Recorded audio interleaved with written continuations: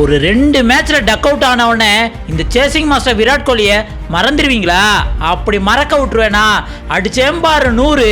அதுலயும் விராட் கோலி ஒரு ரன் எடுத்தவனே ஒரு செலிப்ரேஷன் பண்ணாரு. அது எனக்கு அப்போ புரியல. அதுக்கப்புறம் தான் தெரிஞ்சது லாஸ்ட் மேட்ச் நடந்த 2 டக் அவுட் இருக்குல்ல, அந்த 0க்கு முன்னாடி ஒரு 1 போடுறதுக்கு தான் சிம்பாலிக்கா அந்த செலிப்ரேஷன் பண்ணிருக்காரு. எப்பா அதுவும் ஆர்சிபி ஃபேன்ஸ்களா கண்ணா 2 லட்டு திங்க ஆசையா அப்படிங்கிற மாதிரி மூமெண்ட் தான். ஏன்னா ஒரு பக்கம் விராட் கோலி செஞ்சுரி அடிச்சதை பார்த்தாலும் இன்னொரு பக்கம் கேகேஆர் அடிச்சதுனால அப்படியே பாயிண்ட் டேபிள்ல ஃபர்ஸ்ட் பிளேஸ்ல உட்கார்ந்து கிட்டத்தட்ட பிளே ஆஃப்க்கு குவாலிஃபை ஆன மாதிரி தான் அப்படின்ட்டு என்ஜாய் பண்ற மாதிரி தான் இருந்தது. ஃபர்ஸ்ட் பேட்டிங் பிடிச்ச கேகேஆர் ஆரம்பத்திலே அதிரடி பண்ணுவாங்க அப்படின்னு பார்த்தோம்னா, ஒரு பக்கம் ஆர்சிபிக்கு பேட்டிங்க்கு விராட் கோலி எப்படின்னா அதே மாதிரி வந்து பவுலிங்க்கு புவனேஸ்வர் குமார் எவ்வளவு பெரிய பேட்ஸ்மேனா இருந்தாலும் பவர் பிளேல புவனேஸ்வர் குமார் தாண்டி நீ அடிக்க முடியுமா அப்படிங்கிற மாதிரி தான் மிரட்டிக்கிட்டு இருப்பாப்ல. அதே மாதிரி தான் ஃபர்ஸ்ட் ஓவர் வந்தாப்ல 5 பால் டாட். அதுக்கப்புறம் ரஹானேவை 4 அடிச்சாப்ல. அதுக்கப்புறம் 3வது ஓவர் வந்தாப்ல அதிரடியா ஆட தொடங்கின பின்னால விக்கெட்டை ஈஸியா தூக்கிட்டாப்ல. அடுத்து ஹேசல்வுட் வந்து ரஹானேவை 19 தூக்கிட்டாப்ல.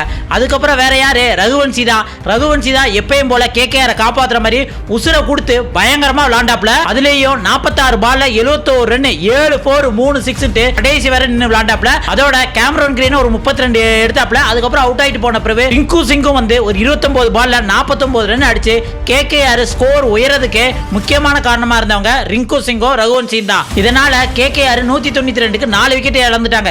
193 தான் டார்கெட் அப்படின்ட்டு ஆர்சிபி இறங்கினாலும் எல்லாரும் என்ன பயன்படுத்துறாங்க, இந்த டார்கெட்டே இந்த கிரவுண்ட்ல வந்து அடிக்கிறது ரொம்ப கஷ்டம் அப்படின்னு நினைச்சுக்கிறாங்க. ஆனா ஆரம்பத்துல ஃபர்ஸ்ட் ஓவர்ல பெத்தல் கொஞ்சம் தடுமாறினாலும் செகண்ட் ஓவர் வைபவ் அரோரா போட வந்தாப்ல பாருங்க. விராட் கோலி எப்பா இதுல போய் திணறிக்கிட்டு இருக்கு அப்படின்ட்டு அதுல ஒரு ஹாட்ரிக் 4 அடிச்சா பாருங்க.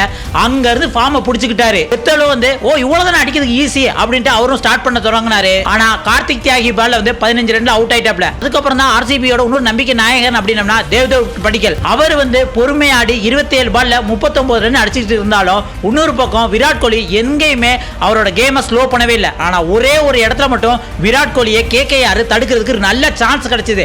கார்த்திக் தியாகி பால்ல 23 ரன் விராட் கோலி இருக்கல, ரோமன் பவுலுக்கு ஒரு கேட்ச் வந்தது, அதை டிராப் பண்ணிட்டாப்ல. அந்த 23 ரன்ல விராட் கோலியை மட்டும் அவுட் ஆக்கி இருந்தாங்கன்னா ஒண்ணு வந்து ஆர்சிபி கொஞ்சம் தடுமாற்றம் தான் அடைஞ்சிருக்கும். ஆனா விராட் கோலி சேஸ் மாஸ்டர் அப்படிங்கறத இன்னொரு டைம் ப்ரூவ் பண்ணிட்டாரு. அப்படின்னா அவன் ஐபிஎல்ல ஒரு செஞ்சுரி அடிக்கிறதே கஷ்டங்கிறப்ப இவர் ஐபிஎல்ல தன்னோட 9வது செஞ்சுரி 60 பால்ல 105 ரன் 11 4 3 6 மிரட்டி கடைசி வரை நின்று மேட்சை ஒன் மேன் ஆர்மியா வின் பண்ணி கொடுத்துட்டாப்ல.